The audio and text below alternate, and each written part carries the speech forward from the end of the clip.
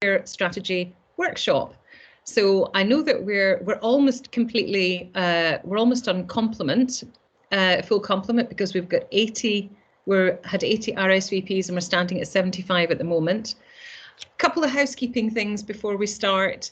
My name's Elizabeth Brooks. I'm Design Director with DHI. That will all come clear a little bit later. I'll explain who we are and what our role is in this project. But a couple of things just before we start. If you could maybe make sure that you pop yourself on mute if you're not speaking, that would be absolutely brilliant. If you do want to say something, and we do welcome discussion, then could you raise your hand? That would be absolutely grand way of doing it, as Kathleen just did there. And then the third thing is, and I see that Michael is in the room now, so that's absolutely grand. I'm just warming it up for you, Michael. The only other thing is we are going to record this morning's session, if that's okay with everybody. And the morning session, which is the set of talks, will be made available to the public. So just so you're aware of that. The afternoon session will also be recorded, but that will not be sent out to the public. It will only be used for our own records and going back to just double check that we've picked up things correctly. So I think what we're going to do this morning, we've got an agenda, and I'll switch to the agenda after we've just had some introductory words from Michael. If I can hand over to you. Thank you very much, Elizabeth. Nice to see you again. First and foremost, I'd like to welcome you all. This is a really important step for Shetland, and I'm keen that we take the best out of it. This is unusual and difficult times, and we first and foremost acknowledge that. So, welcome.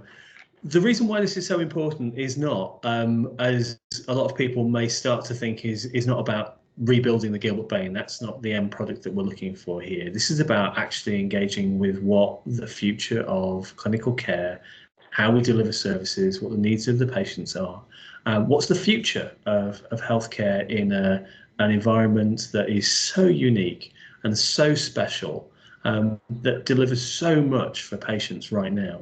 And how do we build on everything that is fantastic that we do now? And it is, and I stress this, I have been stunned since coming to Shetland.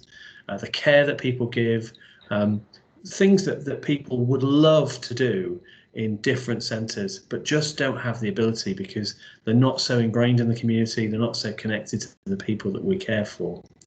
So it's a real opportunity to say, this is what we would like to see in the future. This is about our bigger vision, about how we can bring together services in a different way. This is about how we have the opportunity to really make a difference, and one that will be felt, hopefully, long after probably most people are on this call and meeting today, because this is about changing that delivery. That's about building something that's for the future, for the generation that come after us and the generation this. So it's a pivotal moment for the future of not just NHS Shetland, but about how we deliver health and care services moving forward. So I'm genuinely really excited to be part of this. I think there's lots of really interesting things that we'll be talking about and covering. I'd urge people to be engaged and active, and really get involved, because now this isn't the end of the process. This isn't just a case of we do the workshop, thank you very much, everything is done, we don't need to do anything more, we'll just push out a bit of paper. And to let you into a bit of a secret as well, there is no hidden agenda, okay? There is no nefarious plan. We've already got everything written, and all we're doing is waiting for the process to be completed so we can push out the finished article. This is genuinely about engaging and listening and saying, okay, what does the future look like? So on that note, I'd like to offer you a warm welcome. I think it's going to be an exciting day. The good thing of doing this virtually is there's no discussions about the fire alarm is going to be on a Friday, the toilets are here, the fire exits are here. But by all means, take a moment to look around yourself and find out where the nearest fire exit if it makes you feel better. I hope you enjoy the day. I'll be in throughout the whole day, and I look forward to interacting with all of you. Perfect. Thank you, Michael. Just to recap, well, actually, what I'm going to do is I'm going to run through some slides, I've got a colleague who is going to share those, and I'm just going to recap a wee bit some of the housekeeping. As Michael said, we don't need to do there are no fire alarms. Hopefully no fire alarms do go off. I have to say that a couple of days ago I did have a meeting where the smoke alarm was going on downstairs as my youngest son was burning some toast. That was a bit of a moment there. I didn't know whether I was supposed to dash away from the meeting or not, but we won't have any of those moments, hopefully, in this workshop today. So I'm going to just recap just on some of the housekeeping, and then I want to explain what we're going to be doing today. So if we just go on to the next slide, we've got the agenda. I think if I could just say, I think somebody might have their mic on. If everyone could just go on mute, that would be fab. The mute button is the one right at the top with a little microphone sign. If you click on that, that'll put you on mute. So just to recap what we're going to do today. We've got the morning and we've got a couple of hours in the afternoon. You'll be pleased to know that even although we're not in a physical environment, we are going to build in physical breaks. So we have a coffee break in the morning and a coffee break in the afternoon, and we even have a virtual lunch. Sadly, Kathleen told me she was not going to be sending me the packed lunch that you guys, everyone will be having up there. So we're all going to go off and do our own thing at that stage. Some of these sessions can be quite intense, so I think it's important that we build in those breaks and we actually get up out of our chairs and walk around a bit. So do take the opportunity to make the most of those break times. We've had the introduction from Michael, and what I'm going to cover now is just the approach that who we are. We're Digital Health and Care Innovation Centre. I'm going to explain who we are and our role in this process. We're just taking a portion of this process. As Michael says, it's a much larger process than just this workshop or even just the engagement that we're going to be doing over the next 6 months. I'll explain a bit about that. And then Shantini is going to speak about the local context and what determines health in Shetland. So I'm looking forward to that. After that, we're going to have a coffee break, and then I'm going to come back and talk a little bit about introduction of whole system thinking. Now, I'm afraid that probably does sound to you as if I might be doing a bit of the lesson for today is, that sounds like going back to school, but believe me, it's an awful lot more engaging and important than whole system thinking, just that term sounds. And I think it's coming as somebody who hasn't been involved with NHS Shetland before. To me, it's very exciting that you're taking this approach of thinking about not just hospital services and primary care, GP services and your council services, but thinking about everything as a whole and really putting the individual at the centre of that. So seeing that as being something where sorry, I'm just checking that Alex isn't telling me something. I'm sure she'll put her hand up if she needs me. So seeing that as a whole. So I've got some slides to talk about that, and that should take us up to 12 o'clock. Now, after our virtual lunch, we have 2 sessions of 3 parallel groups. And I'll come back to this later, so don't worry about remembering it. And I think the bulk of folks on the call, and I see that we're up at 87 now, the bulk of folks will have been told which group they're going to be in. I will explain how we do the breakout rooms when we get to that stage, so don't worry too much about that at the moment. But just to recap, we've got 3 areas that we're going to discuss. So the first one is what pathways should we focus on? And these are the open questions that we have for yourselves as we consider this clinical strategy going forward. So the first one is what pathways should we focus on to develop the whole system working? And again, that's going to be off the back of, I'll explain a bit more what we mean about a whole system working. The second one is what's the place of technology in the development of whole systems thinking? And we've just come off, we're still in the middle of this pandemic. There are a lot of things that we're doing differently at the moment, and some of the things that we're doing differently is around about the adoption of technology. And some of that we really want to hold on to and carry on doing or develop, or we want something new. Some of it maybe hasn't worked so well. So that's an open question to everyone who's been using the service to say, what should we do about this? What do you think? And then the third group is how can we provide access to services differently. Now, the assumption there is that that can be improved. We want to hear from you about, where do you think it could be improved, and what do you think we could do about that? What next steps should we be taking? So in those 3 sessions, you'll get 2 chances. So you've got 2 out of 3. You'll get 2 chances to opt to go into one of those groups. And we hope we have done a little bit of sort of pre-cooking of that, and that's so that we can get a good spread of people in each of the groups, and we don't have 86 of you in group 1 and none in group 2 and group 3. So that's the rationale behind that. And again, we will be, when we're doing that, we will be taking notes, and there will be output from that. So if you miss one of them, don't worry about it. We will have output from that, so you'll be able to read up on what was discussed in those sessions. Now, I think the next slide, I've got a bit of a recap on some of the housekeeping. So again, that's probably the 3rd time that I've said it, but I'm sure I can see that everybody has their mics off. Do please raise your hand if you would like to ask a question. I think in the morning when we have the presentations, we're very happy to take any questions that you've got. Do please just raise your hand if you want to make a point or you have a question. You can choose to have your video on or off. That's either is absolutely fine. And you can use the chat function if you want to pop a comment in. Now, for those who maybe haven't used Teams before, what you'll see is you've got a bar up at the top of your window, and you've got there's 2 little men, and or women, that gives you, if you click on that, that tells you all of the participants, and then the one beside that is the speech bubble, and that's the chat. So if you do want to pop something in the chat, do feel free to do that. You'll find that some of the team I'm here with, usually I introduce the team, but I think that might be a little clunky on the format that we're on at the moment.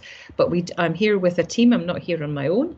I have Grant and Paula and Alex and Paul and Angela with us. I don't think I've missed anybody. My brain is probably not functioning at completely the right speed at the moment. So my team will be checking the chat, and they'll feedback if there's anything that we have to pick up in the general session. This engagement is covered by GSA Ethics, so myself and the whole team are employed by GSA and covered by academic ethics, and that has been through all the processes that need to be gone through.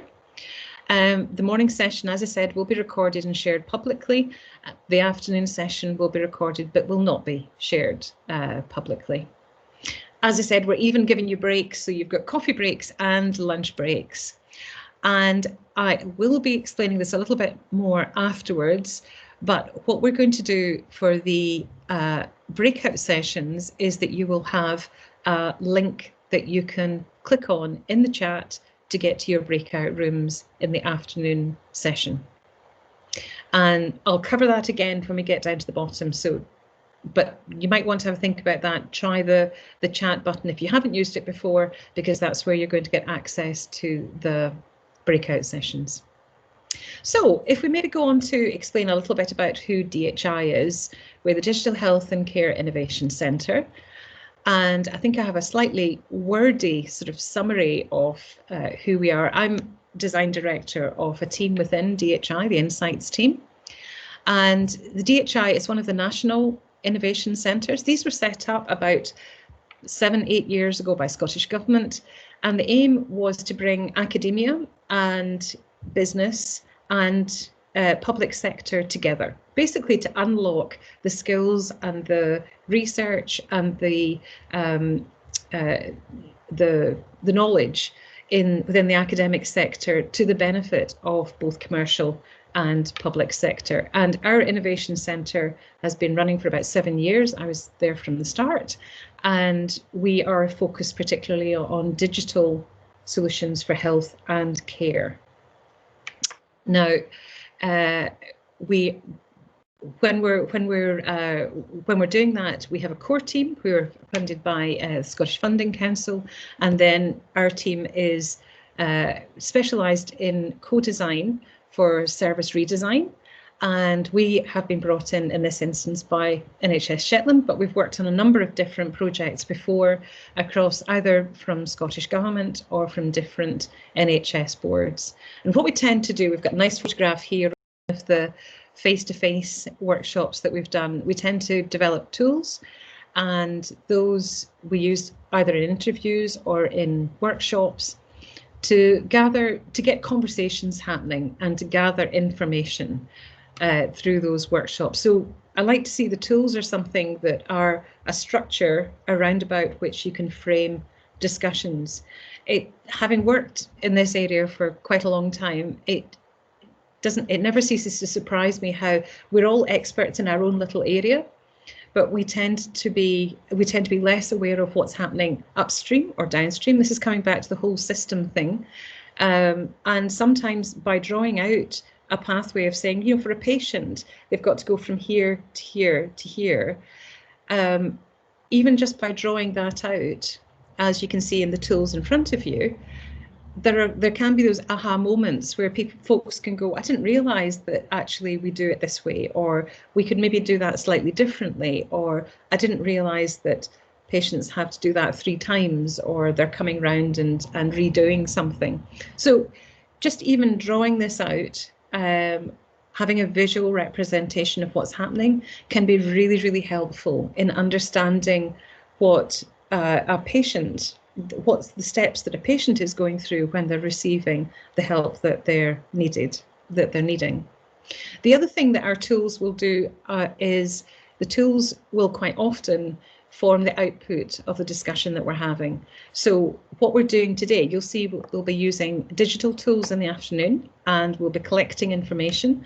And then what we'll do is we'll pull out themes, and that will inform the next step. So the tools are really key to what we do. They're what we've been brought in to do a number of different projects for. One is the Scottish Access Collaborative, which was a national piece of work started off by Scottish Government. We looked at 12 different clinical areas looking at reducing outpatient waiting times, and that's sort of given us a bit of an oversight, if you will, over a number of different clinical areas, which has been really helpful coming to a piece of work like this that we're doing with NHS Shetland. So that gives you a bit of a feel for what we're doing, but more importantly, what is this project doing? As Michael's given us the introduction, what are we here today? What are you trying to do? So we've taken I never like reading off a slide, but this one is nice and succinct and really sums up what we're here for. So the aim of the project is to produce a refreshed plan for health and care services to ensure that we have a clearly articulated strategic vision for the next 5 years. And I think coming back to Michael's introduction, the horizon for this work is not even 5 years, it may well be longer, because the ramifications of the decisions that we make now will go beyond that 5-year horizon. The other thing that I'd pull out from this, and again, this comes back to that sort of whole system working, is this is not just about secondary care. This is not just about the hospital. This is about health and care services. So it's about all of the care that is offered to each of us when we're at a point where we need that support or treatment. So what are we going to do now? This slide maybe sums up what we're going to be doing up until March, and the project obviously goes on beyond March, and that will be for NHS Shetland to pick up and to work on the details. But what we're doing at the moment is, or just to recap what we have done, we've started off by doing semi-structured interviews. So we picked a number of folks who are representative. We're actually not so much us picking it, but NHS Shetland have given us lots of folks to speak to. And we've had those conversations. The reason why we've started off with that is we're then better informed coming into a workshop like this. We can be asking the right questions. And so often when we're thinking about what the future is going to look like, asking the right questions is absolutely key. Because if we ask the wrong questions, we'll end up with the wrong answers. And it's really worthwhile taking that time to work out, what are we actually wanting to get to? What do we need to get answered here? So the semi-structured interviews that we've already done have already taken place, and I've got a little bit of an output of what's come from those interviews in another slide. However, what we're going to do, as you can see, that has set us up for the co-design workshop that we've got happening today. After that, we will be doing community engagement. And again, what's going to happen, in the same way as the interviews have informed the workshop will then inform the community engagement, and each step will be informed by the step that's gone before. So each time we'll be checking, are we heading in the right direction? Are we asking the right questions? Each step will be informed by the input that we get on the previous one. So if you ask me now, what are we going to do in workshop 3?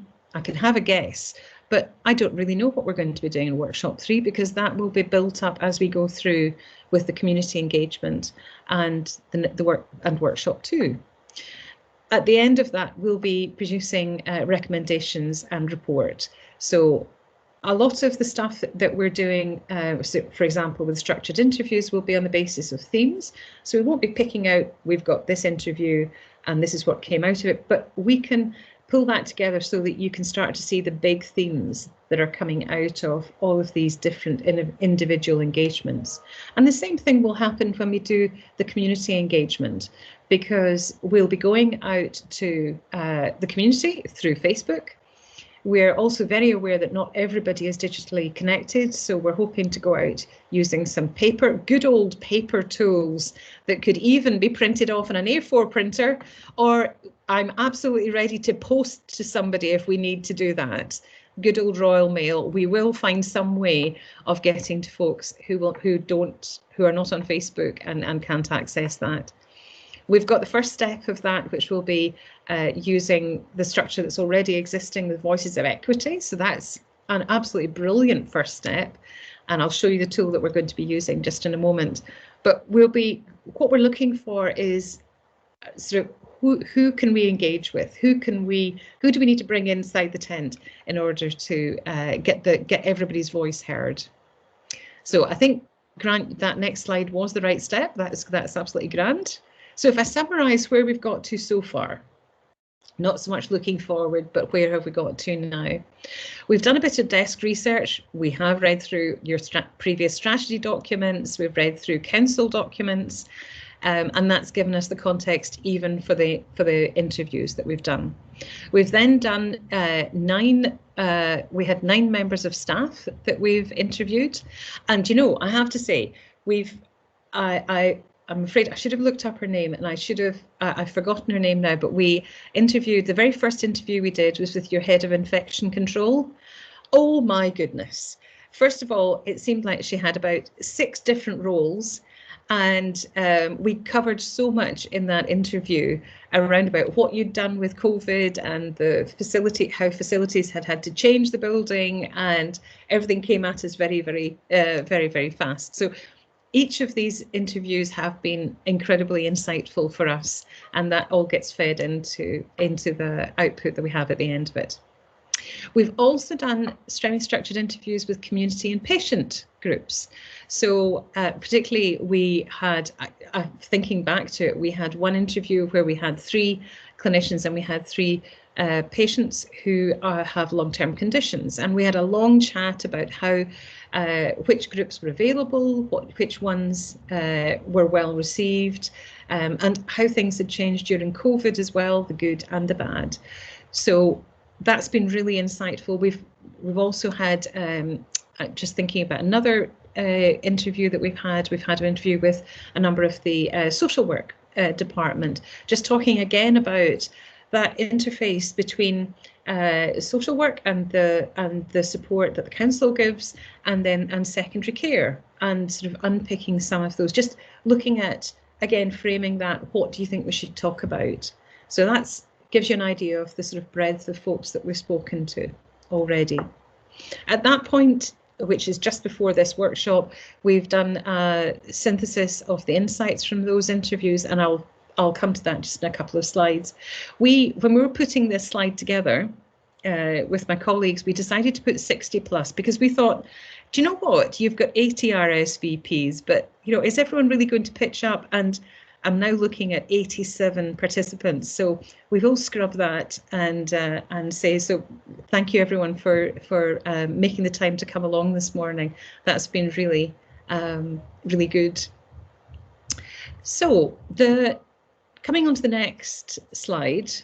Oh, there we go.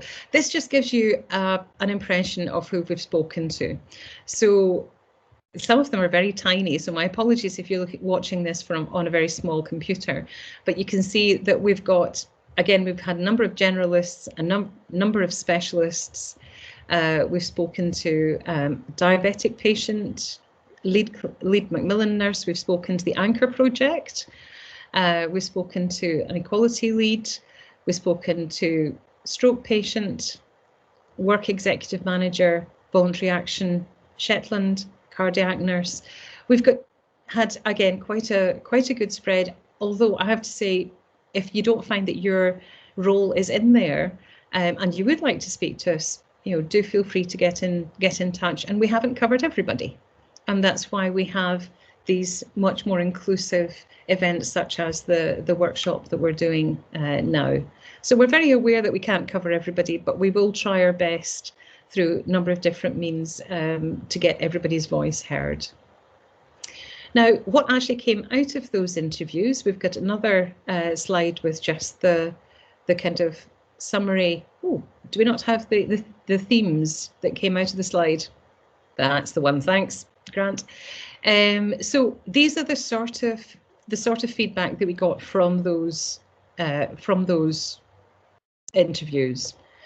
So you can see that some of them will be highlighted. You can see that they can be juxtaposition with each other. So we've got, for example, quite a lot of discussion was around about joined up working. Joined up in the, does one department or one group know what another group is doing? There could be some really good examples there around about exercises such as discharge, where secondary care, so the hospital has to have to arrange things like transport, and for somebody returning home, there's a whole stack of things that have to be arranged before that person can leave hospital.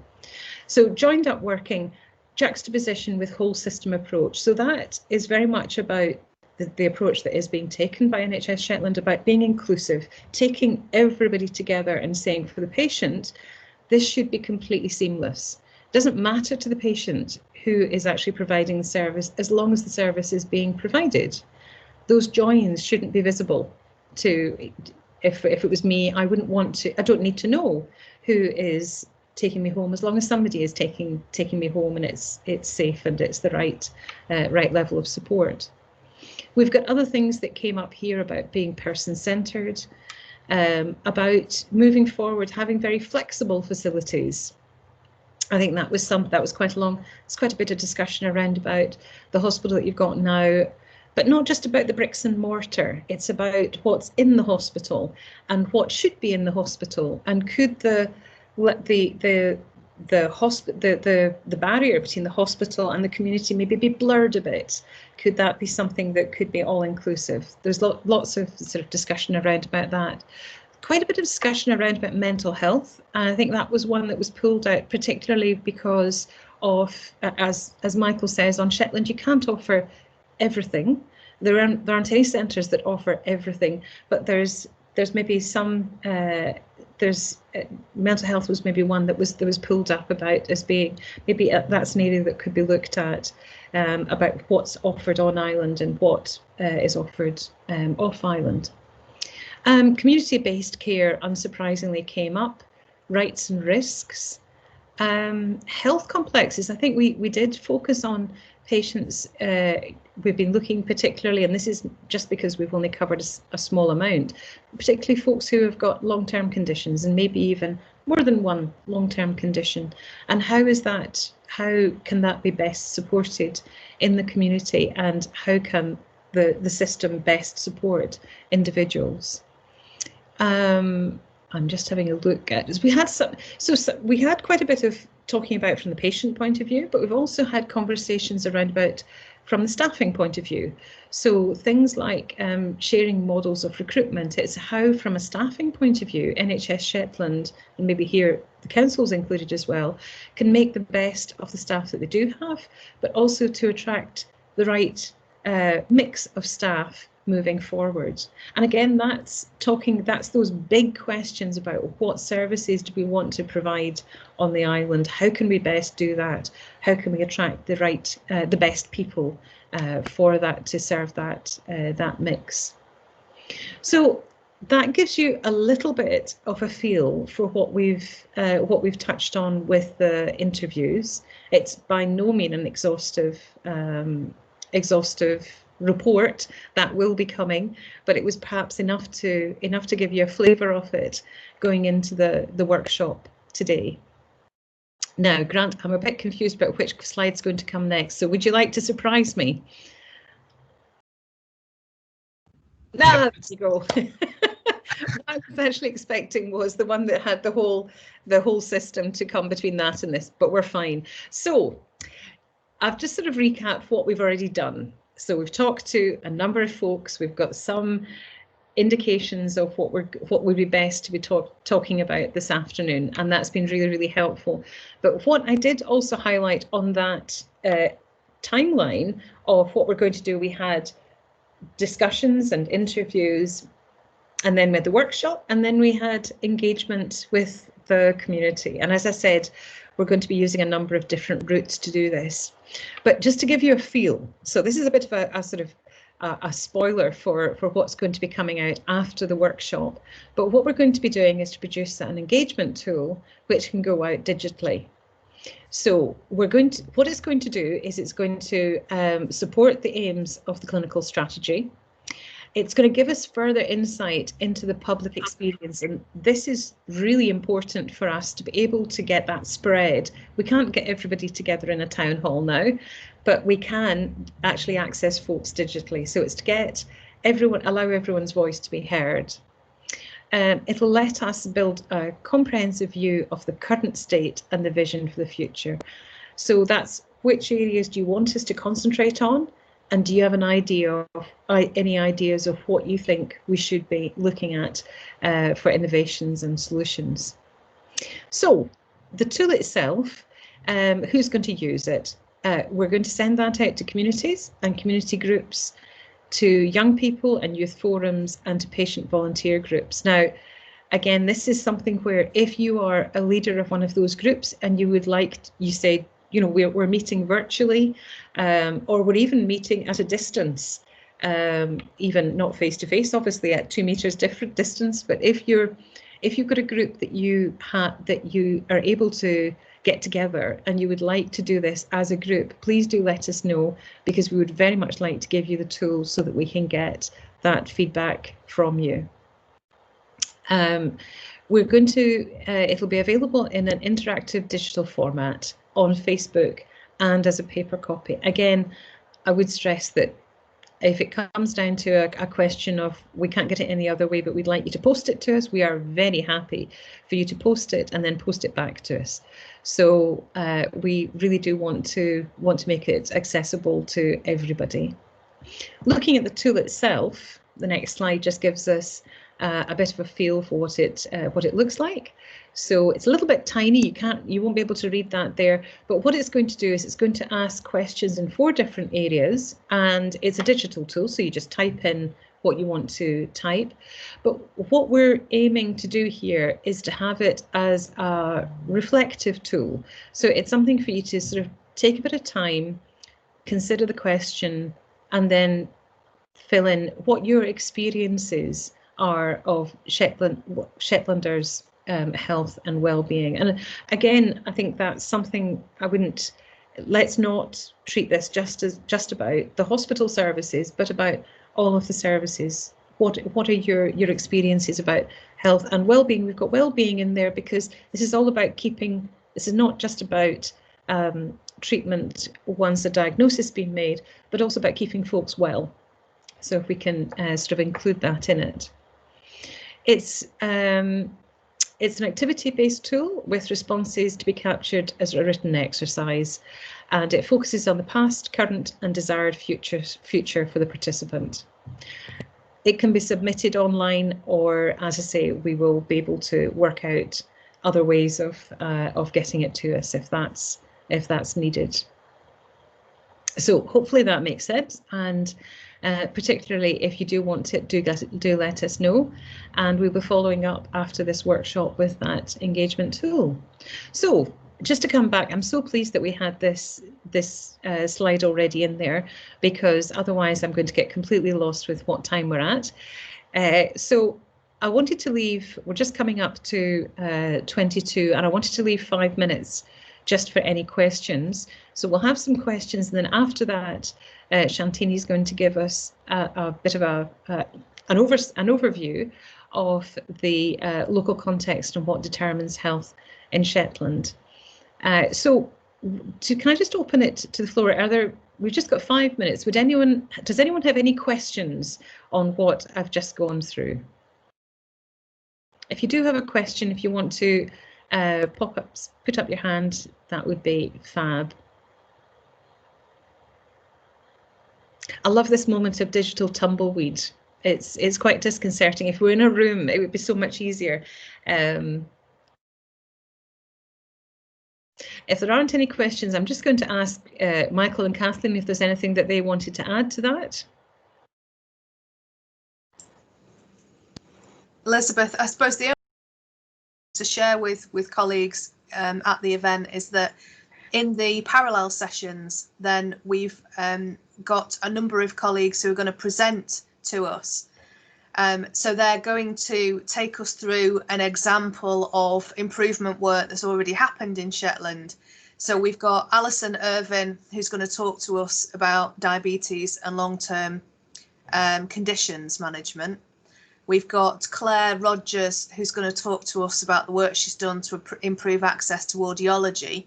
And we've got Tony McDavitt, who's one of our advanced clinical pharmacists, and he's going to talk to us about improving patient pathways. So the point of those presentations is to help us to kind of see what's happened already and what is within the art of the possible, but also then to help us to have our own sort of creative ideas and thoughts in each of the sessions. So I thought that was just helpful to share with colleagues, and thanks to those that are presenting, because I think it'll be really helpful in how we then progress through those individual breakout sessions.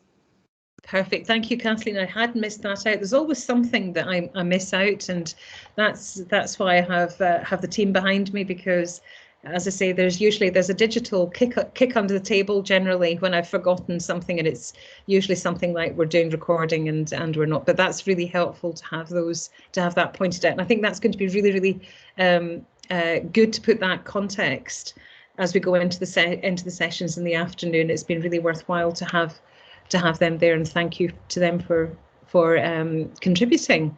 I don't know, Michael, if you wanted to add anything to that. Thank you. I think it's just to stress this is a brave new world of doing things like this in a way that we've not done before. It can be easy to kind of get distracted and wander away. So please stay strong and stay in the room and interact. I think we've got some really interesting and exciting sessions coming up. So I'm really looking forward to it. Perfect. Thank you. And I think that probably takes us up. I don't know if Shantini, I'm assuming that you're here. I know that we have your slides all set up. Would you like to maybe turn your video on and? Yep. Can you see me? Yes, I can. There we go. Okay. I've just got to try and share my screen now, which no, don't worry about it. We have your slides and we can share it for you. No, I said to Alex that I'll share my screen just so I have control over how I move the slides.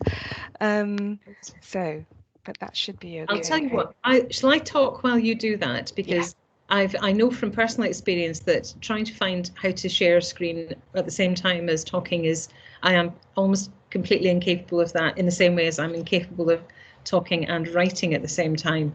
It's a skill that I really should have learned before now, but I haven't. There's also something rather freaky that happens when you do share your PowerPoint. You then lose Teams. You can lose the Teams window, but don't worry about it. We are still here. Yeah.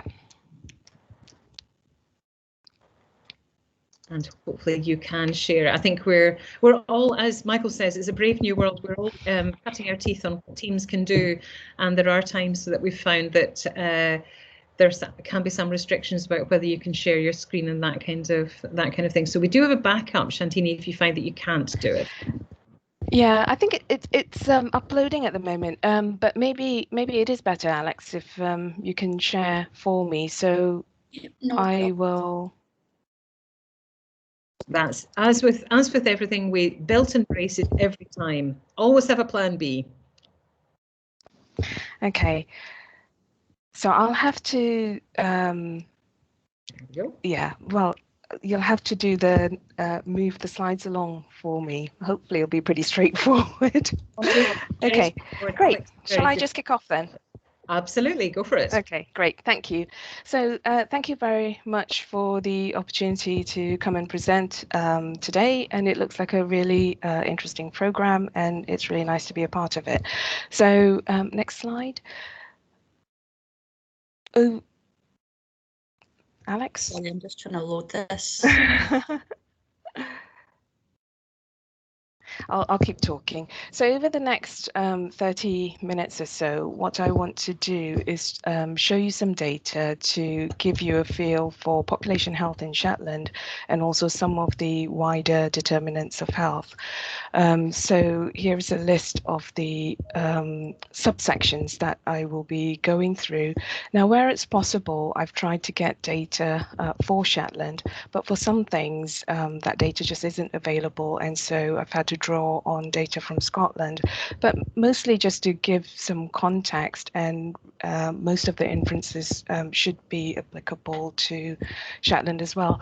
And then to conclude, just some thoughts around what this data means and some things to think about as you discuss and consider the clinical strategy for NHS Shetland going forward. Next slide.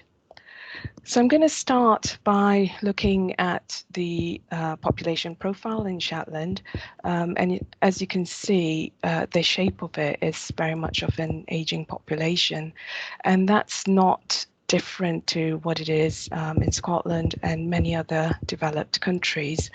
So the solid grey bars show what the population was in 2018, and then the green lines indicate what it's projected to be in 2028. And you can see there'll be a shrinking of the working age population and increasing numbers in the older age groups. And what that means, of course, is that as the population ages, there will be an increase in age-related conditions, but also an increase in the number of people living with more than one condition. And I think the census from 2011 showed that in Shetland, just under 1 in 3 people are living with one or more health conditions already, and that could potentially have increased over the last few years. The other thing about an aging population as well is what the economic impacts are, and that is quite difficult to know, really, because in some ways an aging population might stimulate areas of economic growth and social well-being, but it may also increase the burden on the younger working age population. Next slide. So I'm going to look at life expectancy in Shetland and in Scotland.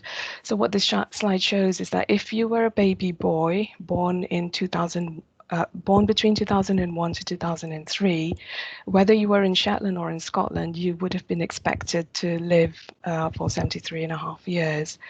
And if you were born in 2015 or between 2015 and 2017, then men would have would have a life expectancy of 79.5 years, and that's slightly higher in Shetland compared to Scotland, where it's 77.1, about 77 years.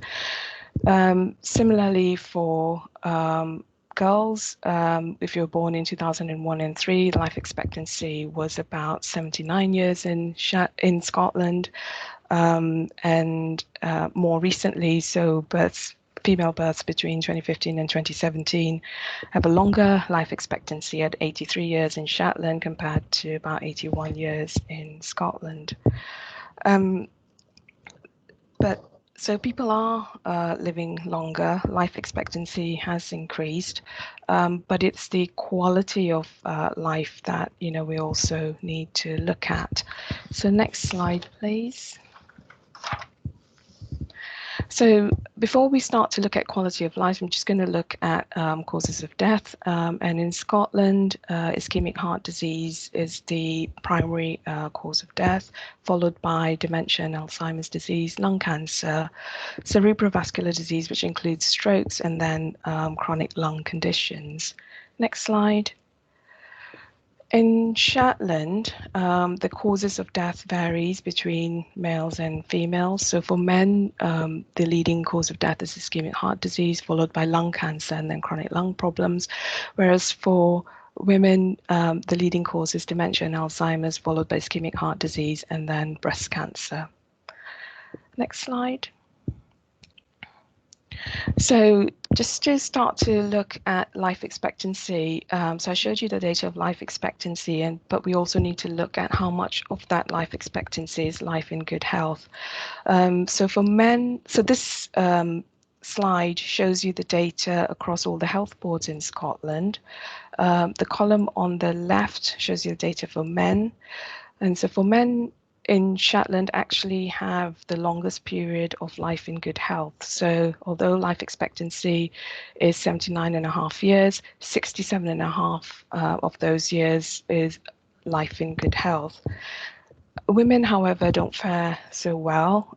So although their life expectancy is longer in Shetland, they have the lowest or the shortest period of life in good health compared to the other health boards in Shetland. And this, of course, is data from 2016 to 18, which is the most recent data that was available. Next slide. So can you click again, please? So this slide, thanks. So this slide shows the burden of disease. So this is a study that was done in Scotland to try and look at the burden of disease in Scotland. And what it's showing is the leading causes of years of life lost and years of life lived with disability. So the leading causes across Scotland are cancer, mental and substance use disorders, cardiovascular disease, neurological disorders, and musculoskeletal diseases. Next slide. So this next slide now just shows the individual diseases. So the individual diseases that result in the highest amounts of years of life lost or years lived with disability. So again, the top 5 are ischemic heart disease, low back or neck pain, depression, lung cancer, and strokes. Next slide. So this is quite very recent data. That's the result of an international study that looked at 87 risk factors across 204 countries and has just only recently been published. The reason I've put this slide up is because it tells us a little bit about which risk factors contribute most to years of life lost and years of life lived with disability. So we'll be familiar with the behavioral risk factors like smoking, alcohol use, and some indicators associated with pregnancy like low birth weight weight and short gestation. And then there are some metabolic indicators like high blood pressure, high blood glucose, obesity or high body mass index, and high cholesterol. And then, of course, some environmental risks as well to do with air pollution mainly, so ambient particulate matter and household air pollution. So over the next few slides, what I'm going to do is look at what the prevalence of these risk factors are in Shetland, and just to give you a feel for how much of a problem it is within our population. Next slide. So this first slide shows data from the Scottish Health Survey. So this shows smoking prevalence across the different health boards in Scotland. The red line that goes across shows the national average, which is about 20%. And so you can see in Shetland it's 17%, although there is quite a wide confidence interval from 14 to 21%, which means that the prevalence in Shetland is not significantly different from the overall prevalence in Scotland. Next slide. But in Shetland, we have got we have got much more detailed data from general practice. And so this slide shows data from 2019 and shows the smoking prevalence by age group. So there are a few things I want to point out here. The blue bars show the prevalence of current smokers by, and as you would expect, it increases by age, with the highest prevalence just under 20% in the 25 to 34 age group, and then decreases with age. The prevalence of ex-smokers, however, increases with age across the age groups, as you would expect, and actually some of that previous history of smoking contributes to the prevalence of disease that we see now, particularly in the older age groups. The prevalence of never smokers is quite stable across the age groups, but I just want to draw your attention also to the orange bars, or the yellow bars even, which is the proportion of people for whom we don't know what the smoking status is. Now, as you would expect, that decreases over the age groups because as you get older, your contact with health services and primary care increases. And so there's more opportunity to ask that question about whether you're a smoker or not. And so we've got better data. So I suppose, it's probably quite a good estimate that, the prevalence of smoking is 17% in Shetland. Actually, maybe we're not so sure about what is happening in those younger age groups. And, we probably do need to do a bit more work to understand that. Next slide. So I'm going to talk about another one of the behavioural risk factors now, alcohol consumption. Again, this is data from the Scottish Health Survey and data across all health boards in Shetland. And you can see the average weekly units of alcohol consumption in Shetland is not significantly different to what it is in Scotland. Next slide. And if we look at alcohol-related hospital admissions, this is for data for Shetland. You can see this is the time trend since the late 90s, so 1997, 98 up to 2018. And you can see there's been a slight gradual increase with a peak in about 2010 to 2012, but that's steadily come down, and it is now, or the most recent data, it was about 600 admissions per 100,000 population, which is around the rate which is reported for Scotland as well. These numbers will fluctuate a bit more for us in Shetland because we've got much smaller population, so you don't see nice smooth lines as you would see in much bigger populations. Next slide. So I've chosen next to show you some data about diet because that's the only data, it's the closest data I could get to giving some indication as to, or rather it's the only behavioral thing that I could give you data on that might link into some of the metabolic risk factors that I was talking about earlier. So in terms of diet, the recommendation is that you have 5 portions of fruit and veg every day. Not many of us manage that, and I know across Scotland, only about 20% of people manage to do 5 portions every day.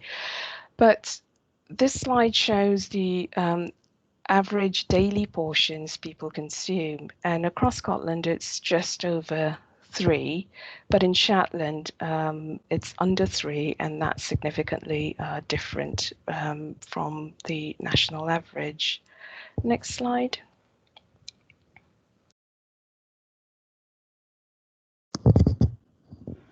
I think the next slide talks about physical activity. Yep, that's right. And so again, it just shows levels of physical activity, and levels of physical activity in Shetland are pretty high. I think it's 62%, and again, not significantly different from the national average in Scotland. Next slide. So I'm going to spend a few slides now just talking about the early years and the influence of early years on health and social outcomes in adult life. There's plenty of evidence now to show that an individual's social health and social outcomes really does have its roots in the early years, and actually maybe even during pregnancy, and possibly even some of it's predetermined in the generations before that as well. So this slide really is just to remind us of that, but also to make the point that pregnancy and the early years is a time when people do come into contact with health services, and there are plenty of opportunities for health services through maternity care, through the health visiting service, and through social care, where we come into contact with families, and actually it's a real opportunity for early intervention to make sure every child can reach its potential, and you know, just to make sure every child is able to have the healthiest start possible. Next slide. So in Shetland, the number of births has decreased over time. So in 1999, there were 284 births, and in last year, there were just over 200 births. Next slide. What has changed, though, is the profile of maternal age. So it's the age at which someone has their first child. I think this is data 4. So the blue bars show the proportions in 1999, and the grey bars show the data for 2019. So you can see there has been a shift towards the right in the distribution, and whilst in 2019 the peak was in the 25 to 29 age group, in 2019 there's been quite a bit of increase in the 35 to 39 age group. Next slide. So as I was saying earlier, the early years is a time when health services do come into good contact with children, and in Scotland we've got the Child Health Programme, which is a comprehensive programme of visits spanning from the antenatal period right up to the child when the child goes to school. And so this is an example of good joint working between maternity services and the health visiting service. And the next couple of slides I'm going to show you is just testament to the good work that's being done through the health visiting service, I think. Next slide. So this should show, so a little bit about the role of the health visitor, and actually they do have a big public health role in prevention, and that's very much around supporting families, being there to pick up when there are infant or perinatal problems with development, and also identifying where children might be living in households where there are significant problems, for example, with alcohol, substance use, or other risk factors. They also play a role in health improvement by through their efforts around immunization, and also with their work around reducing childhood obesity. Next slide. So this slide really shows how we're doing on some of the child health indicators. The first one is breastfeeding. Now, again, in Shetland, because we've got such small numbers, the graph fluctuates quite a lot, but on average, about 70% of children are breastfed at 6 to 8 weeks, and that's actually higher than the Scotland average. Next slide. And this shows the percentage of children with developmental concerns that are picked up at the health visiting visit at 13 to 15 months, at about a year. The national average is about 10%, and on average in Shetland it's slightly lower than that, but of course we're talking quite small numbers here. Next slide. So I'm going to move on now to talking about living conditions, because so we've talked a little bit about who we are, how we live, which is all the lifestyle stuff, but of course where we live and the situation around us will have an impact on health as well. So I'm going to start by talking about employment and income, and this is data that's presented in Shetland's partnership plan, which was recently published. So whilst we know that most people in Shetland are employed, actually their underemployment rate is still quite high. So whilst most people are employed, actually a lot of people would be willing to, or feel that they can take on more work. So there is capacity there for increasing employment. Now, although on average income in Shetland is about 11% higher than the national average in Scotland, this varies between areas, and in some areas it's 13% lower, and in some areas it's 29% higher. So there is, even though we have a small population, there is inequality. It's just it's difficult to make it show up in some of the numbers that we can present. Cost of living is also high. So next slide. So this just shows, so this is more data from the Shetland Partnership Plan. There is quite high household expenditures on energy and income bills. Many families, 1 in 10 families, need support with housing costs. 5.7% of children are living in low-income families, and of course with the economic impacts of the pandemic, we anticipate that will probably increase. And probably one of the telling things is over the last few years, Shetland Food Bank has seen an increase in the need for its services, or the need that it's responding to, and that also is likely to increase with the economic impacts of the pandemic. Next slide. So the other thing about living conditions, or how we live, it's this this concept of adversity during childhood. So it's there's plenty of evidence now that children who experience adversity while they're growing up, it impacts on the physiological responses of the body, and that then impacts on the developing brain, cardiovascular system, immune system, and so on, which can lead to earlier onset of non-communicable diseases, leading to a shorter life, so earlier death. Next slide. So this is just from the health survey from last year, just to show what types of things we mean when we say adversity in childhood. So it can range from abuse to domestic violence, or less frequent things like sexual abuse or incarceration of a household member.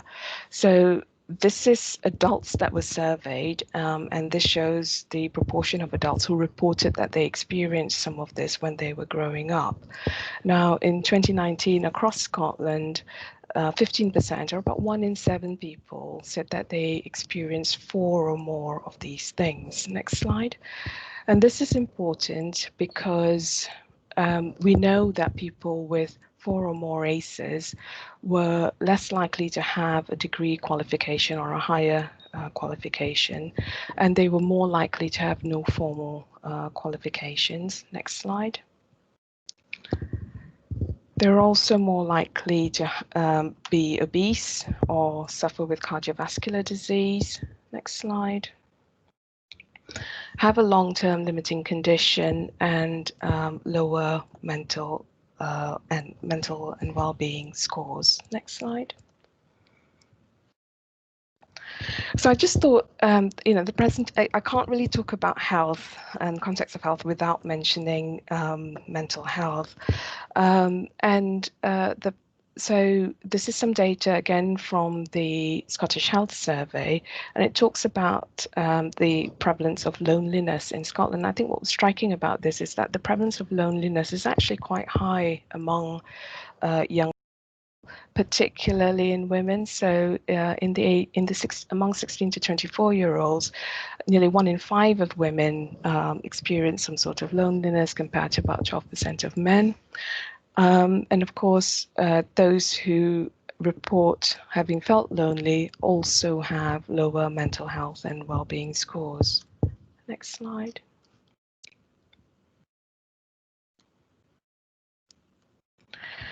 And the other thing as well that I think is worth highlighting is, particularly with an aging population, is that the number of people who are providing unpaid care is probably increasing.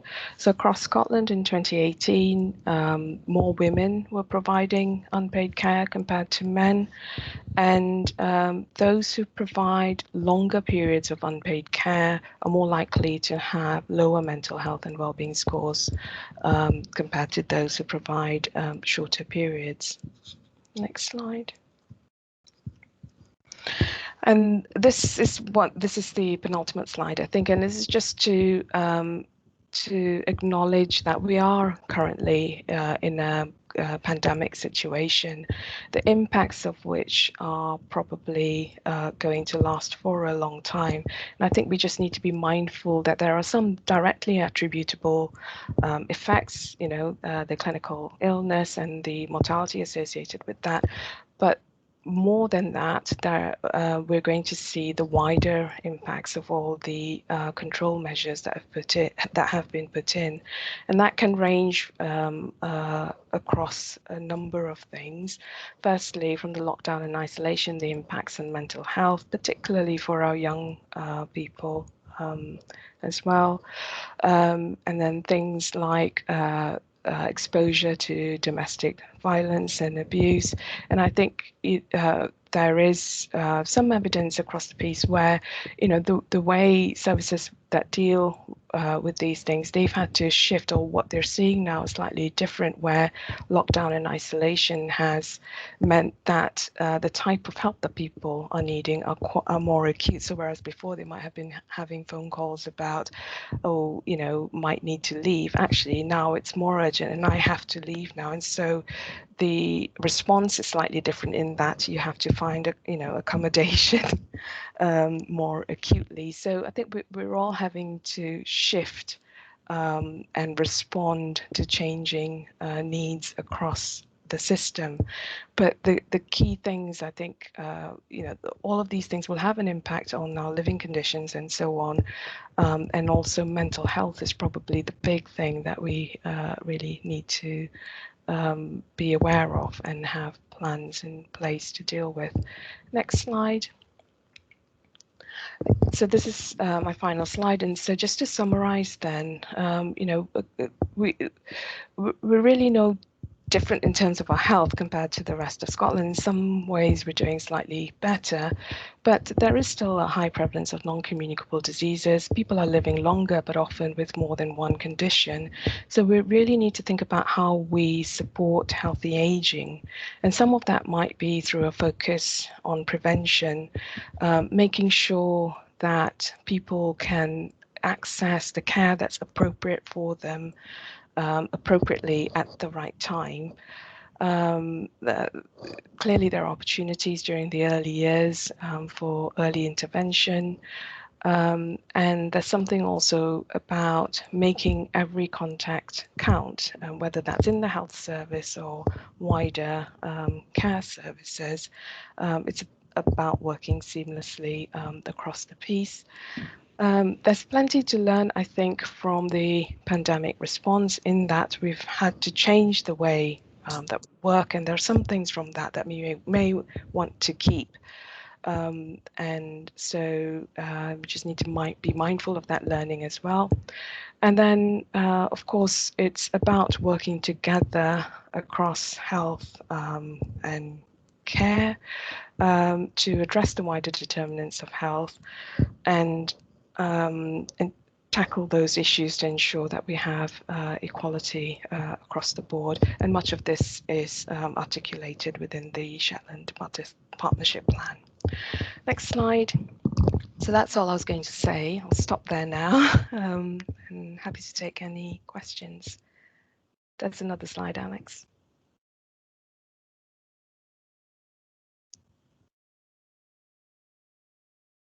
Okay.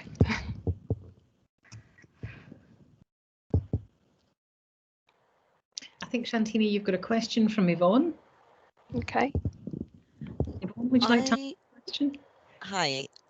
I just wanted to know that the difference for women for the years life in good health is quite stark between Shetland and Orkney. Is there any indication for the reasons for that? What do we need to look at doing to shorten that gap?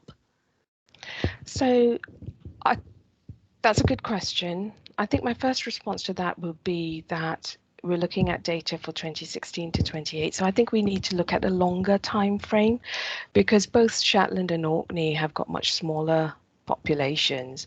And so we would expect it to fluctuate up and down. So I presented a snapshot, but really to understand that we'd need to look at a longer time period.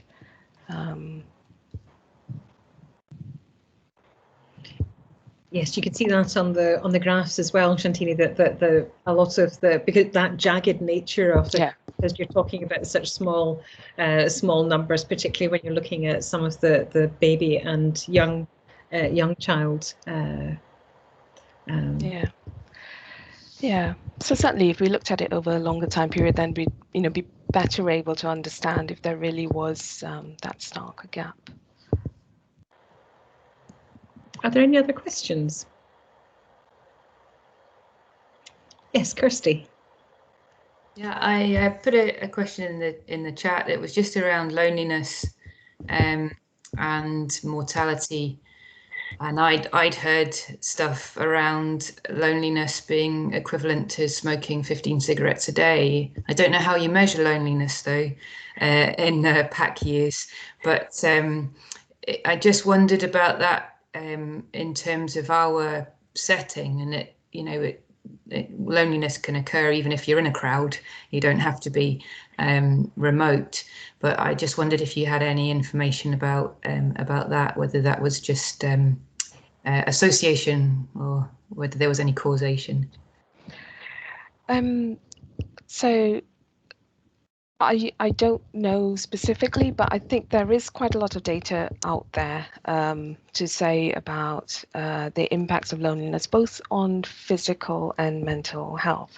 And really, in some ways, I think the pathway for that is very similar to that adversity in childhood pathway. It's about the stress response and then the impact of that physiologically. So I'm sure that's entirely true. I think the issue for us, though, is that we don't have good data in Shetland that can tell us about these things. And it could well be that the profile of loneliness in Shetland is slightly different. But until you have a population-wide survey with sufficient numbers and a representative sample across the board, we're really extrapolating from what we know in other areas. Thank you. Any other questions? No, I'm going to take that as a no. Oh, yes, Kathleen. Thank you. Shantini, I hope you don't think this is an unfair question and I'm putting you on the spot, but I was really intrigued by the data that you've presented, and I was thinking about how do we use what you've shown us about the importance of health at a preconceptual level and through pregnancy and through early childhood.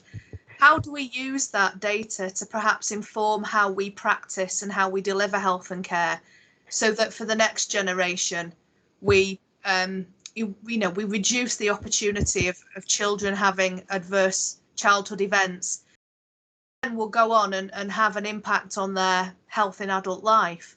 Do you have a view on perhaps some of the things that we could be doing that maybe we are starting to do but maybe not enough of?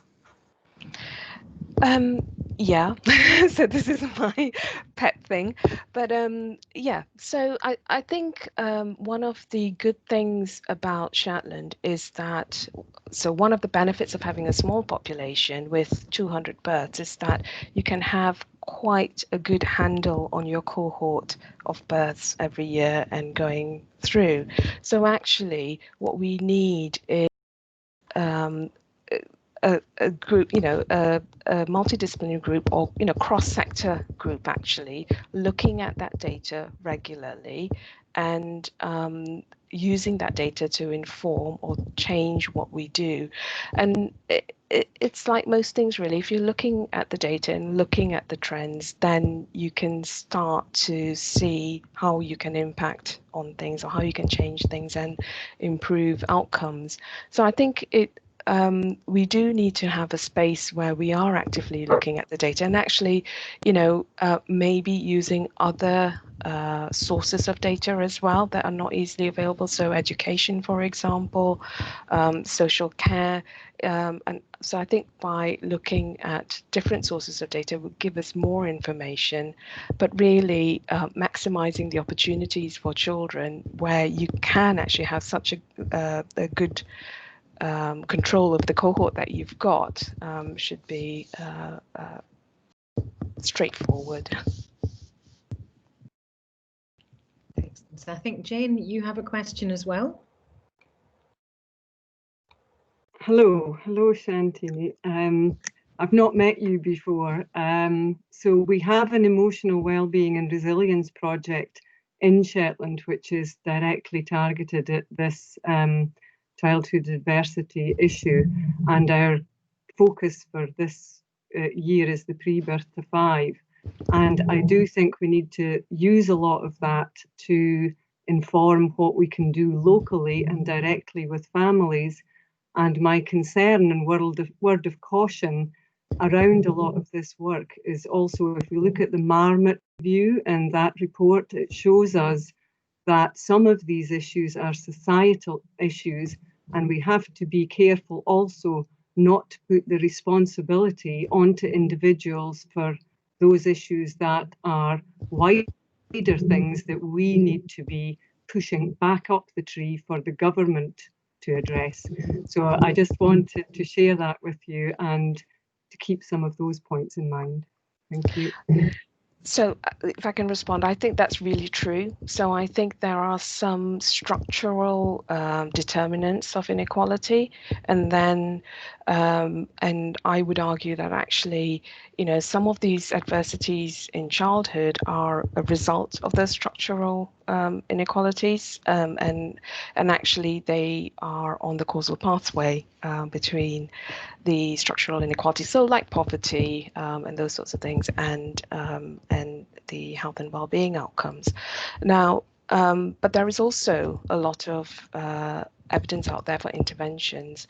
And so I think whilst it's not to detract from the need to, address those structural inequalities like poverty and so on, I think we do still need to, where we can, intervene and deal with those adversities in childhood.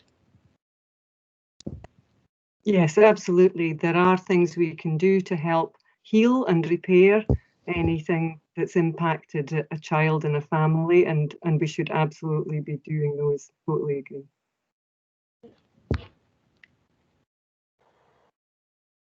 And Elaine, you have a question. Hi, Shantini. Thank you very much for that. It does follow some work that I've actually been doing myself. But what I was wondering is, perhaps if we are looking at a strategy and our data is not accurate, then maybe what we should be focusing on first is actually sorting out how we collect the data, so we do collect correct data, so that we then can actually focus on the correct structure and plan, because it may be that as we start going along, we may need to kind of bend a curve and change slightly to actually match the data. I think that's really important, that we actually sort out how we collect data properly or effectively. Yeah, I agree. Yeah. It sounds like there's a lot of vehement agreement going on. Has anyone else got any other questions for Shantini? No, I think that's been incredibly helpful, and it's great to get the context, Shantini, around about sort of what we're working with on the island, and it's been really great to see the discussion that has gone after that. I'm looking forward to this afternoon, where we're going to unpick hopefully a number of those things that have come up this morning. So thank you so much for your input. Is there anything that you would like to add, having had any of the and knowing that what we're embarking on in the afternoon? Are there any points that you would like to highlight? No, I don't think so. I think it's been a really interesting discussion, and it's really nice to see there's enthusiasm and interest in the early years as well. And it'd be great if we can do something in that space. Great. Perfect, excellent. I think that offer, I'm sure that offer will be taken up, and you'll get your hand snapped off for that. I'm going to suggest that I think at this point we're going to have a coffee break, and I'm not going to suggest that although we've overrun slightly, that we're not going to miss the coffee break, because I think it is very important to get up and walk around a bit. But what I am going to suggest is that we maybe take 10 minutes and come back at 25 to 12. So if we could maybe just come back, just have that 10 minutes. I don't know, hopefully that's long enough for everybody's kettles to go on, boil and come off. But if you could come back at 25 to 12, that would be brilliant. Thank you.